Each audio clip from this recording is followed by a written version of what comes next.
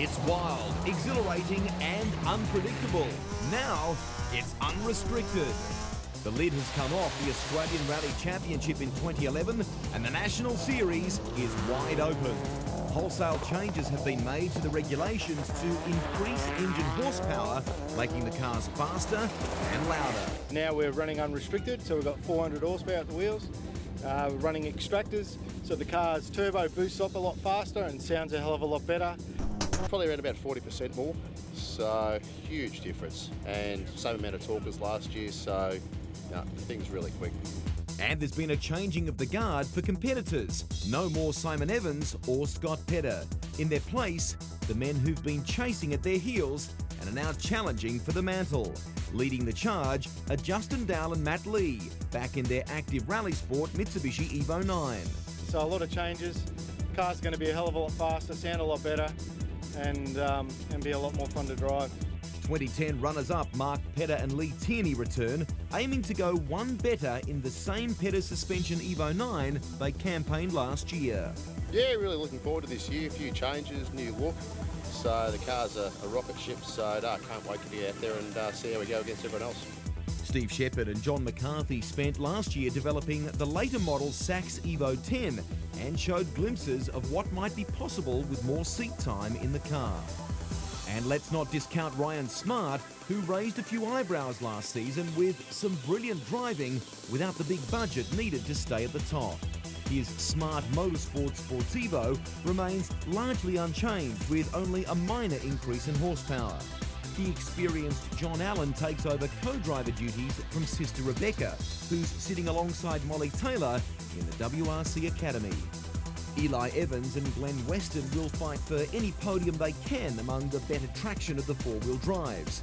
But with the ARC sights set firmly on two-wheel drive, the future is theirs for the taking, gaining valuable time behind the wheel before its introduction, possibly as soon as next season.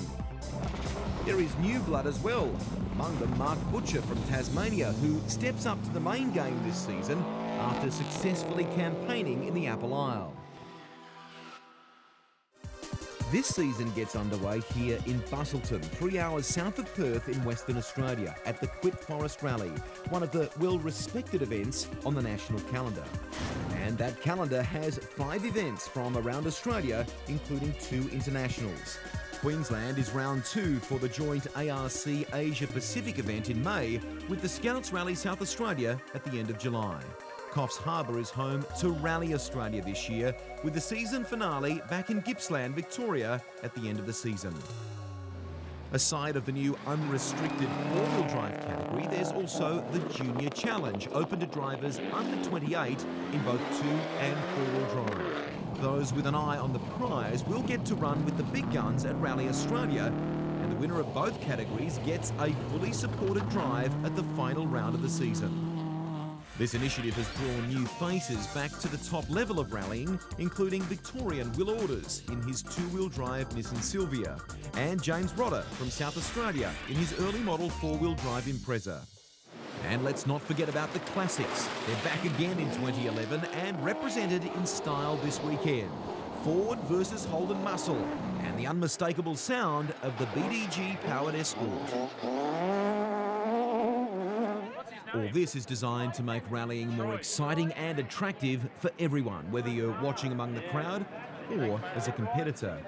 For the man behind the ARC and these innovative changes, Scott Pedder, it's an exciting time for the championship. It's really a great way to start, not only the new championship, but a new start of a new era.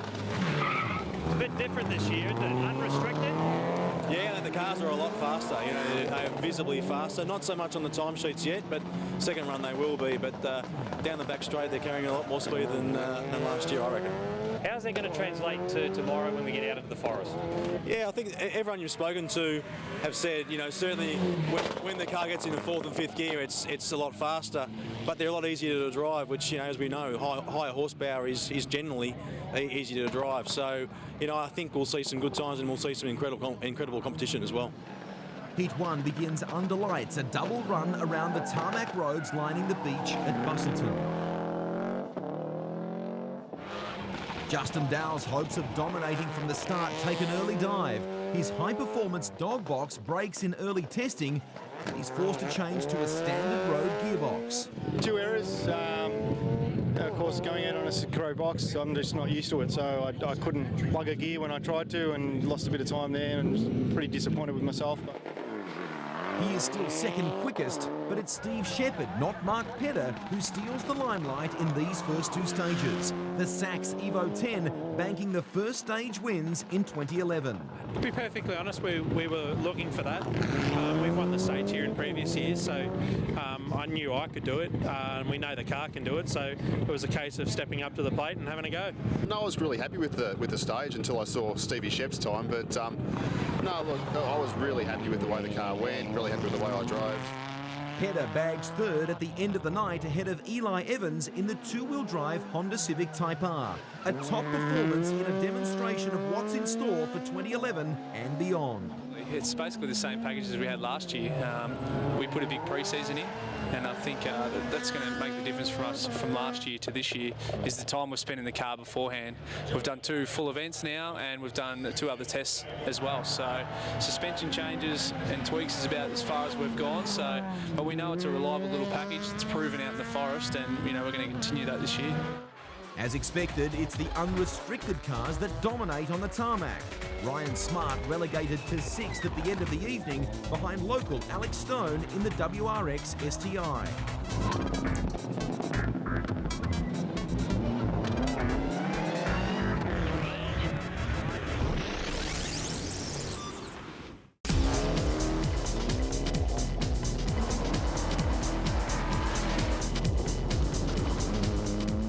It's the start of the season and teams have done the calculations over the off-season.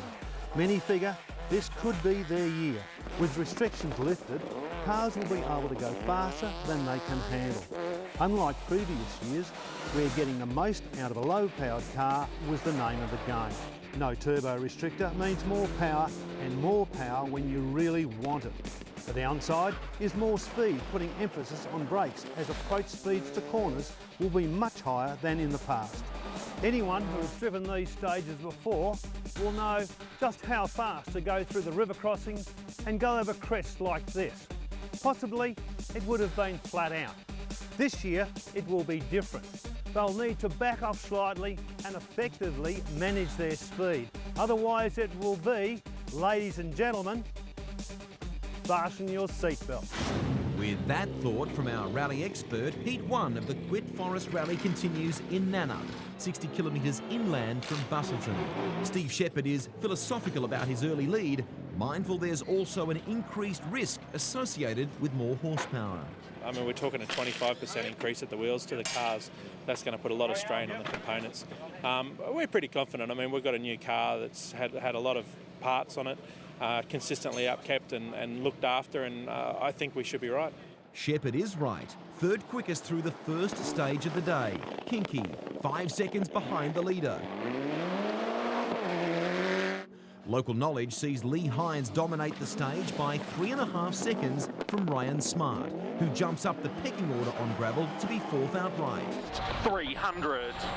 The best Justin Dowell can manage is 4th fastest. First car on the road means dealing with the loose surface, and even the locals are commenting on just how slippery it is.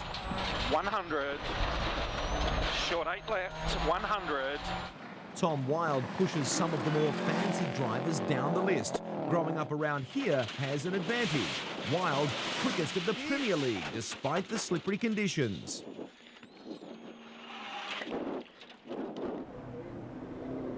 Lee Hines is not as quick through SS4, good enough for third, but Remlin sidelined Hines after the flying finish, and his weekend will become a frustrating attempt to rectify his normally very quick Subaru. Ryan Smart takes the stage, his first stage win in an ARC event, and 5 seconds clear of the Pettis suspension entry. Ryan's going super quick. A couple of the guys down the, further down the field are certainly going quick. It's really, really slippery out there with all the gravel. So I think, for the first three cars, it's interesting to say the least. Is it any worse this year than, say, last year? Yeah, definitely. Like, we had that bucket load of rain last year coming into the event, which really packed the surface down. And because they've just had no rain up here for the last 60 odd days, it's just like driving on ice. So a lot of fun, but hard to go quick. It's out of control. Well, I don't know if it's in control or out of control. We made it here and we pulled a 9-second lead, and that's exactly what we planned to do. And we'll try and pull a bit more out in the next few and keep it comfortable for the rest of the afternoon, and hopefully we'll be away with a Heat 1 win. Repeating, right to left brow, short 8, left go 150, turn 1 right uphill. Steve Shepherd is 16 seconds off the leaders through the Ferndale stage. Even the smallest of indiscretions are costly. First gear, you're in third. Concentrate, 9 left. The Sachs entry is still quicker than Justin Dow, the active rally team dealing with the slower Synchromesh gearbox.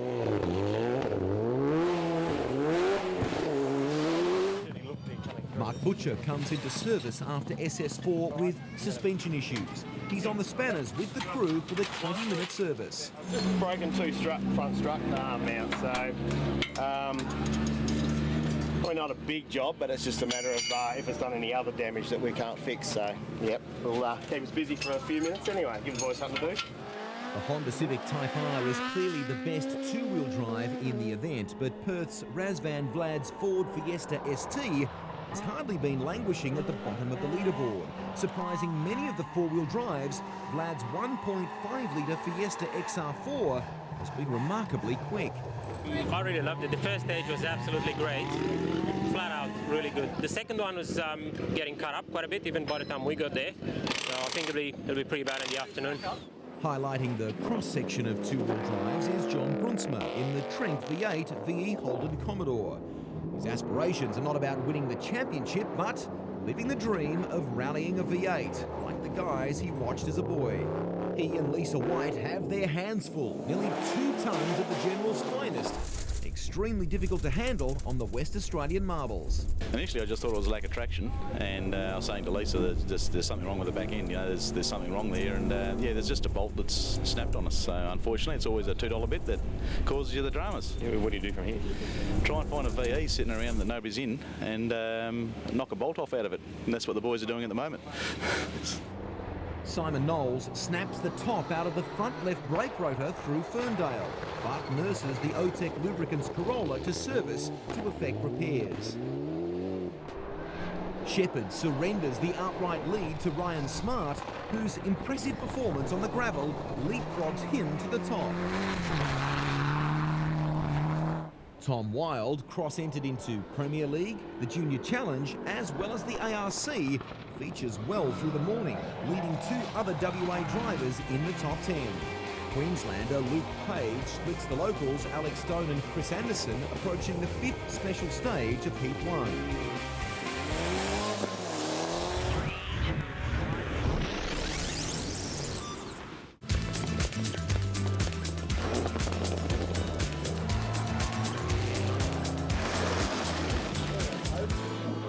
Right, 150. The Smart Motorsport Sportivo continues to dominate the Quick Forest Rally through SS5. Ellis with a 6.5-second lead over the 14.5k stage.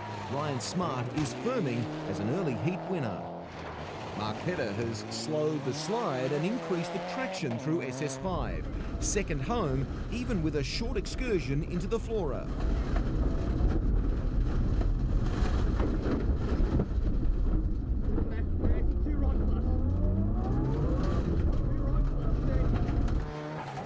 Justin Dowell and Matt Lee make a clean run through Ellis, the very stage that ended their WA campaign last year. They are 3rd quickest, but the surprise package is Tom Wilde, just a second behind the #1 seed, moving to 4th outright. 100 right, 2 brake, into left, 3 long, hug steady, into right, 3 long. Mark Butcher and Warren Phillip Clark have a ride on the wild side. A fifth gear spin in the New Forest is no picnic.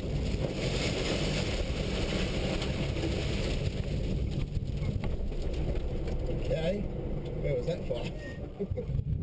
With the ambient air temp on the rise, the Honda team make the decision to bolt on hard compound Kumos. The engine temp alarm went off at the end of SS4, so Evans and Weston are monitoring the water temperature. They have no issues. The Kumos do the job. The Type R Civic is 7th quickest and the engine temperature remains below 95 degrees. Easy right 7, tightens turn 2. Steve Shepherd's good start to the season ends in Ellis. 7 right plus after dip, half long, repeating 7 right plus, half long. Oh, what's wrong? We've lost it. Mate, we hit a massive rock in the middle of the road, and it's created a fair bit of damage. And one of the things it's done is pull the wire off the throttle body, and just taken 100% of throttle away. So the engine's fine. See if you can get a gear. It took a while to figure out what it was. At first, I thought it might have just been something wrong with the gearbox or something like that, and that was it. It was pretty much end of the stage for us. The Sachs team bounces back. Next stage, Healthway. The rogue wire reattached. Shepherd and McCarthy set about taking the stage win. Remarkably, they are just 3 seconds behind Justin Dowell, including their unscheduled overshoot. That's it. With sunlight streaming through the trees and dust lingering, Smart has a moment, but he hardly misses a beat, gathering the Sportivo up in time to register third fastest. 3 plus left. Concentrate, 3 right. 3 right here. Pedder also has a moment, but his lose is more costly. A full 10 seconds and certainly preventing his first ARC stage victory.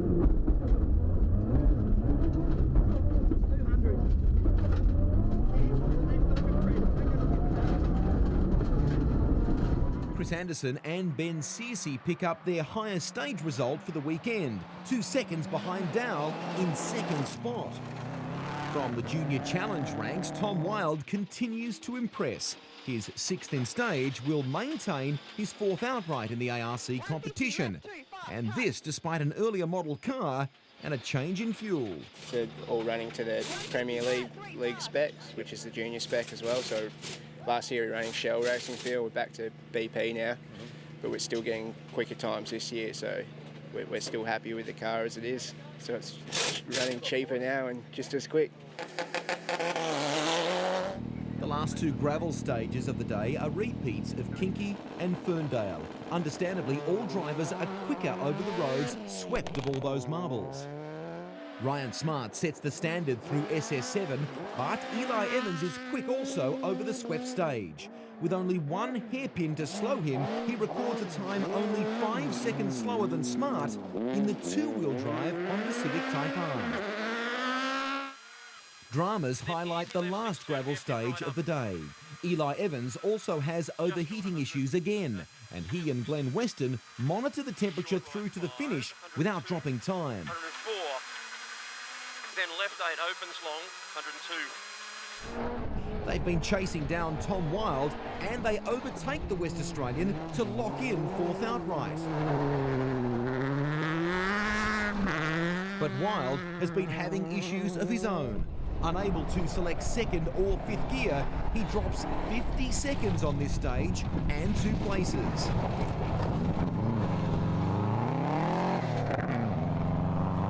The biggest loser of the day is Steve Shepherd. After the dramas of losing an ignition wire early on, the turbo in the Sachs Evo 10 gives up the ghost. Go 200, 6 left. Turbo hose or something.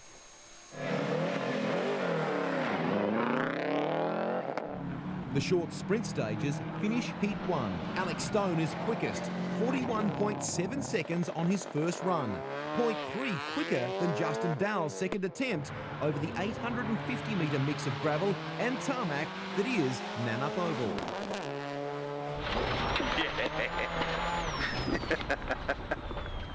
That's better. You like that? That's what I wanted. That's the way to finish your day. 2.5 foot faster. Good job. Charlie Drake in the ex-Dowell Evo 7 makes a surprise visit to the top 5, cutting the corners to record his best times on an otherwise frustrating weekend, which will see him withdraw with terminal gearbox problems. The Heat 1 win in the Bosch Australian Rally Championship goes to Ryan Smart. The Queenslander's consistency over the day gives him a clear margin for Heat 1. Mark Pedder is second with Justin Dowell third. A strong performance from the Honda team sees Eli Evans into the fastest 5, ahead of Alex Stone. Tom Wilde is sixth and will be using the 2-hour service between heats to fit a new gearbox. Derek Reynolds and Mark Butcher round out the top 10.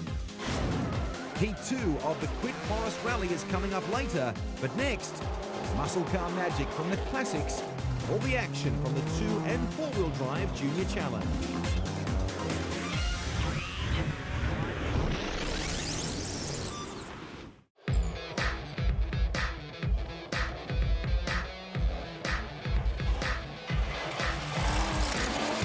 Welcome back to West Australia for the Quit Forest Rally. It's the first round of the Bosch Australian Rally Championship, and along with some innovative ideas to liven up the cars in the main competition, there's a couple of exciting additions for 2011.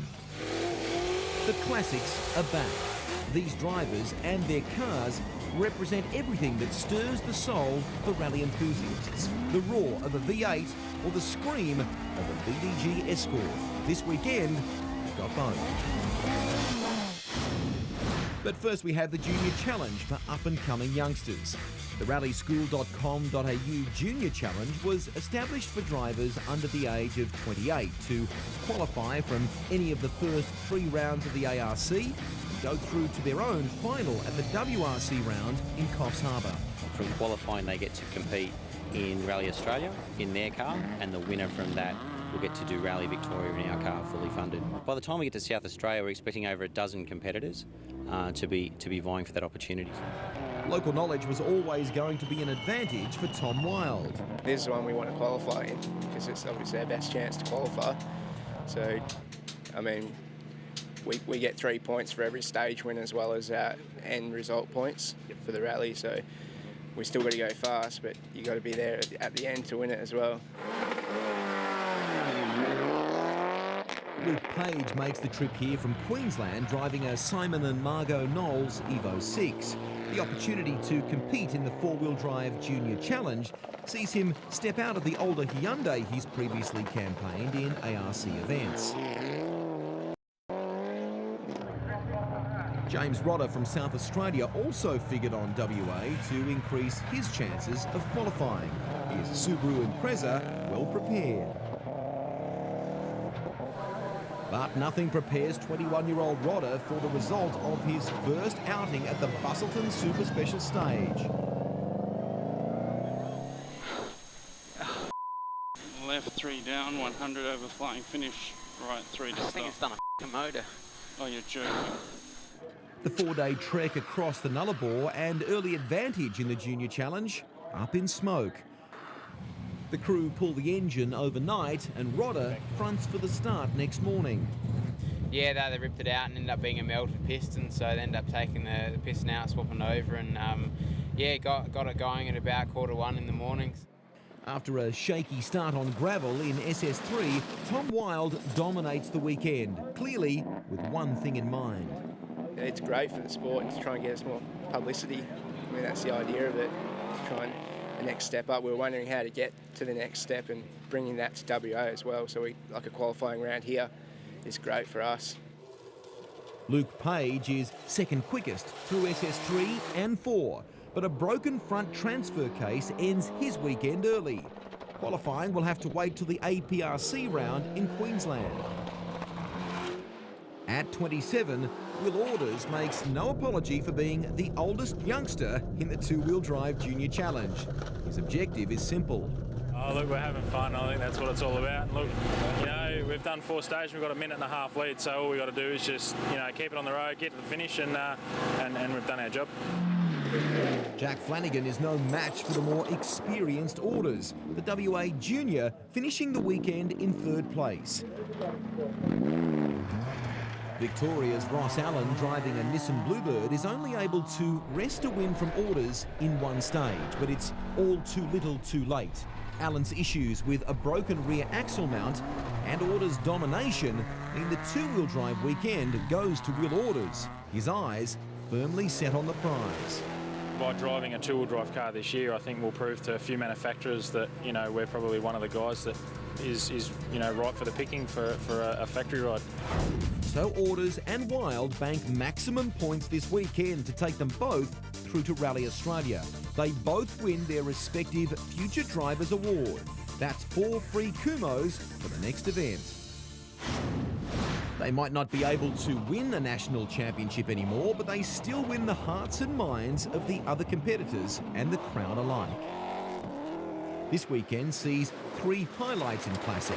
A V8 Falcon GT run by Dave Thompson. A V8 Holden Commodore run by former Australian Rally champion Barry Lowe. And a Ford Escort in the hands of former ARC competitor Stuart Reid, a convert to classics. A Mark Soloway historic rally sport car that was built in Wales. We're very fortunate to have the first one of this kind over here on the southern hemisphere. So and it's just working a treat. It is the first time we've actually driven it on the gravel. So every stage we're changing things and just getting it better, and the last 2 stages I thought the grip level it nearly felt like I had a front diff, so it's going good. It's a huge difference. You don't realise how little grip they have, but in saying that, the road conditions are similar, but all in all it's just great driving these old cars. Love it. They all love it. Veteran racer Dave Thompson. Oh, it's absolutely what it's all about, bringing the old clunkers out of the shed and getting them back on the dirt. This car has actually won rounds of the Australian Rally Championship outright in its day, like it was first campaigned by Barry Lowe, who's competing against us here today in a later model Commodore, but still a hysteric. And then it was even bought by Mark Taylor, who campaigned it in the Australian Rally Championship and won rounds. And so we bought it some years ago, restored it, and thought we'd better bring it back out in the gravel and have a bit of a play. For the benefit of the enthusiasts, we won't dwell on whether the GT is genuine or not, but Tomo is not afraid to push his rare car too, and sometimes over the edge. It was Barry Lowe who originally built this GT. The former Australian Rally champion also won the South Australian Championship in 1990 in this very car against the four-wheel drives of the time, VR4s and the like.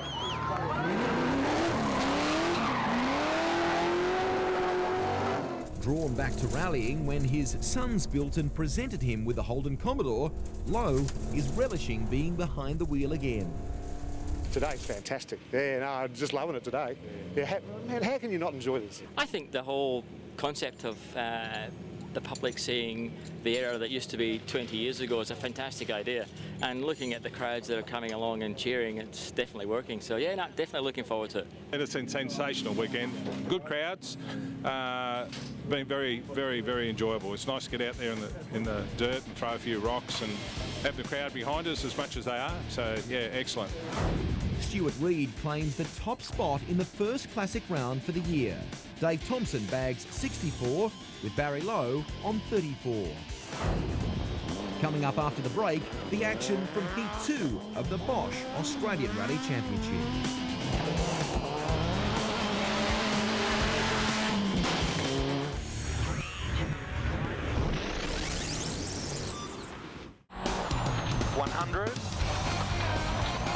Short 8 left 30, wide entry keep 4 left, 30, wide entry keep 4 left, Zen 8 left opens over crest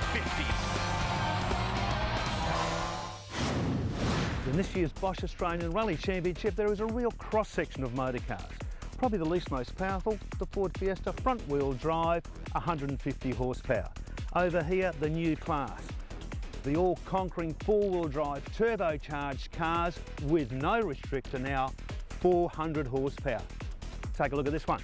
Over in the classic department is the 351 Falcon, 600 horsepower. What a machine. I tell you what am I going to drive home?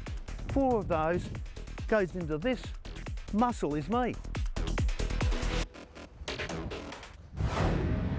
While Dunko sorts out just what he is going to drive home, Heat 2 of the Bosch Australian Rally Championship gets underway at the Super Special stage. Steve Shepherd and John McCarthy take both the opening stages under lights. The Sachs entry quicker than either Mark Pedder or Justin Dowell. Concern about the excess smoke coming from the active Rally Sport engine is played down, but suspicion points to the extra load being put on the unrestricted power plants.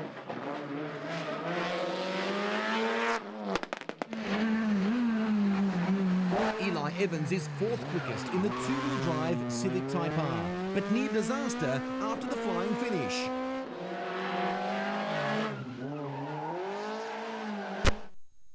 Just crossed the finish line and hardened the brakes, and something just went bang, the pedal went to the ground. I've got no play in the brake at all. I just had to pull the handbrake on and hold on so we didn't put the front in. With a broken pedal balance bar, Evans and Weston are put out on their second run alone for safety's sake. They will turn in a time, but it will be well off the pace. Service in the morning, a priority. The first rain in 2 months has fallen overnight, and the forecast is for more rain today. Just how this will affect the team's choice of tyres remains to be seen. Well, I think all the crews are guessing at the moment. The rain, if it stays in, it's staying cool. I think they'll all stay on the mediums. But we're also hearing predictions that it's going to dry out and get quite warm this afternoon. And again, some of the high-powered teams, high-horsepower teams, will probably go towards the harder compounds. The active Rally Sport Mitsubishi team is nervously waiting for Justin Dowell to arrive for service. With the car in park for May last night, there was no way of checking why the car was generating crankcase pressure, possibly as a result of the greater horsepower now being generated by unrestricted rules. We run like a lifing program with engines that normally lasts for 2 or 3 rallies, and we just recycle some of the we might have to just sort of revisit the lifing program just to see if there's any underlying issues that we need to change for this year. And that's a product of putting more boost into the engine, is it? Maybe not a product putting more boost into the engine, but maybe we're just sort of looking at maybe just doing a retune and just sort of maybe flattening the boost curve. I'll let you to it. Yeah, I'm going to have to. Thank you very much. The first gravel stage this morning is SS13, Brockman. Ryan Smart might not have the legs on the tarmac, but he dishes up a time 16 seconds quicker than the next fastest car, the Pedder suspension entry. 80. Then caution, slow 5 right, turn 2 left. Steve Shepherd and John McCarthy are also fast and on target for a stage win. Their reaction says it all. 2 heats in 2 days, blown with the turbocharger. No doubt, plenty of questions to be asked in the lead up to round 2. So we obviously have an issue somewhere in there we've got to work on between here and Queensland. With no restricted, there's obviously something there we've got to work on. But look, we're happy with the pace of the car show, that's for sure. Stephen definitely driving the best he's ever driven. The tarmac stages were good, just not a good ending at the moment. With the Sachs team sidelined, the focus is now squarely on Mark Pedder and Justin Dowell. This pair will be taking the fight up to Ryan Smart, who's establishing himself as the man to beat in round 1. Chris Anderson and Ben Searcy's start to the day is compromised with a left rear flat early on in Brockman. 50. Rise flat, rise centre. 30, immediate right 4. And they nearly pay dearly for the decision to continue on. Made the decision to drive out, but it was a very sketchy drive, and that was pretty evident by that corner that I think you saw. Just managed to hang on and claw out of it. This replay from enthusiast cameraman Blake Pearce shows just how lucky they are. Brake turn 3 left at the sign. 200. Folly, special stage 14, is short, just under 9 kilometres. In spite of the loose surface, Justin Dowell's run as first car over the new stage is fast. Once again, though, local knowledge comes to the fore. This time it's Alex Stone who tops the charts by just 0.4 of a second over Dowell. Mark Pedder dropped 17 seconds to Ryan Smart in the previous stage when a rear wheel lost drive in the Pedder suspension entry. But through SS14, he keeps the difference to just over a second coming into the morning service. Yeah, I think we did a wheel speed sensor on the back, so I think it was either 3 or 2-wheel drive for those last couple, so the times weren't too bad in the end. A bit of downhill stuff always helps me, so no, Ryan drove sensationally on the first stage, took 17 out of us, so no, it's a great drive.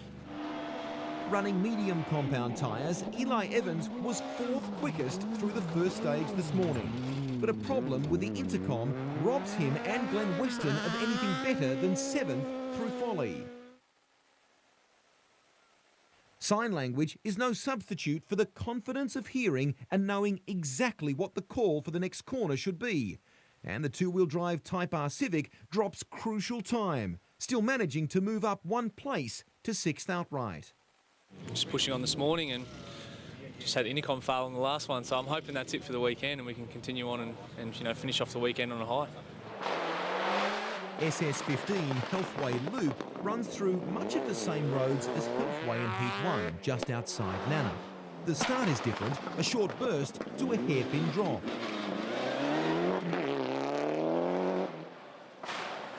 The spectator point halfway through still has the best vantage. Justin Dowell has done a huge job changing driving styles with the temporary road-going synchro gearbox, which is not sympathetic to the harsh treatment being dealt to it. Short clips.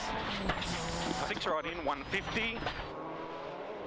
This stage also has the jumps Ross Duncan had been concerned about with the unrestricted cars, but both Dowell and Mark Pedder display caution in their execution.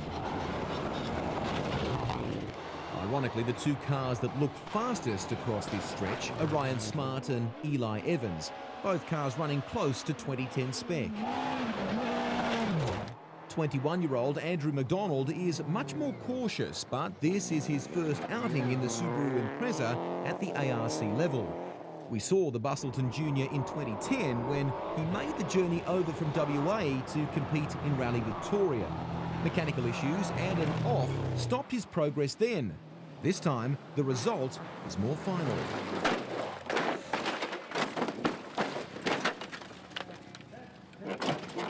He and Adrian Broome are okay, but their race is run. The car is moved off the stage and the event continues for everyone else. Sort of came in a bit too tight for the right-hander here and clipped the hidden rock next to the post and just got a passenger after that. So you're okay? I'm fine, yeah. Ego's a bit hurt. I think I just ran out of talent. No problems for Mark Pedder, his first stage win at the ARC level. 3 seconds clear, Ryan Smart.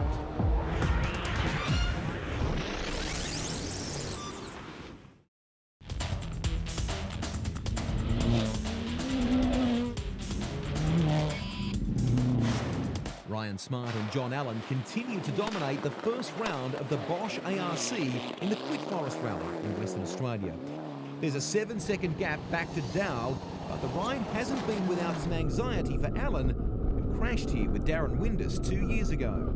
Ryan actually came around the corner faster than what Darren did, and I'm thinking, right, don't worry about the notes, we've just got to slow it down here because it was going to get really ugly there for a minute. So, look, Ryan's really starting to commit to the notes now, and I mean, that's why we're faster than these boys at the moment. So, but at the same time, he can overcommit sometimes, and that's exactly what we've done there. But he got away with it and pulled it up, so it's all good.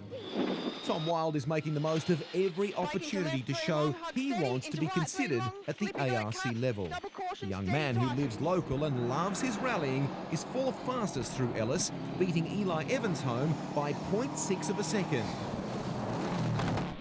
Smart slashes 15 seconds off his time in the repeat run through Brockman. This time, though, the gap to Pedder is just 5 seconds. The Pedder suspension Mitsubishi on song with drive to all 4 wheels this time. Smart has a handy buffer of 26 seconds over Pedder at the end of SS17. But Justin Dowell is right on his tail and focused on closing the gap in the final stages this afternoon. Mark's up 6 seconds, so we'll have a bit of a go on the last 3 stages and try and make that up and hopefully finish second today, and that makes us equal points going into the second round. Dowell's focus on winning his first championship has not stopped him from looking after other drivers in the ARC. John Brunsma has a different objective to Dowell, but that didn't stop the #1 seed from offering some advice to the V8 ARC rookie. For someone in his position who is really striving for a championship this year and a big opportunity to pull himself off testing his own car and jump into my car and do 3 or 4 runs with me was just outstanding. And the pointers I got were brilliant. Eli Evans strikes trouble through Brockman and sidelines the Honda out of the stage and out of the first round of the championship. It looks like he's hit a rock or something and broken a lower arm, and car's parked on the side of the road. So time to pack up. The boys are out there trying to fix it now, and we'll get it back into the truck, and I'm heading home to Melbourne. Evans' demise is Raz Vlad's good fortune. The Fiesta that's been embarrassing a few four-wheel drives will grab the two-wheel drive win for the weekend. 100, deceptive 1 right over crest, then 5 left. Deceptive 1 right over crest, then 5 left. The fight will continue though next round in Queensland. Victorian Derek Reynolds, running an older model Evo 5 and in Premier League on a limited budget, has been flying below the radar, hovering around 9th or 10th every stage all weekend. Come the last 2 stages, he and co-driver Ray Baker punch above their weight, 7th in the outright ARC stage standings. Mark Pedder wins his 2nd ARC stage, the repeat run through Heltways Loop, this time by just 0.7 from Dowell. Dowell wins SS19 by 1 second from Smart and Allen, but more importantly, he is 4 seconds faster than Mark Pedder with just 1 stage remaining. And that was 10.10s. I can't drive any quicker than that, so if he beats me, he bloody well deserves it. But geez, what a battle. Brake, line right for over 100 metres. And the battle goes to the wire. Pedder and Tierney push their car to the edge to hold on for 2nd outright. Then turn 2 right here, turn 2 right. Get around. Too late, mate. An extra 2 or 3 seconds on a wide corner is not something they can afford. Traction has been a big issue for the unrestricted cars this weekend, and the last stage is no different. Dowell and Lee demonstrate the benefit extra horsepower means getting out of tight corners. And very long 5 left. Feathering all that horsepower is also critical in tight situations on slippery roads, and the active rally sport pair pushes that to the limit. 30. Pair, small jump, 6 right in.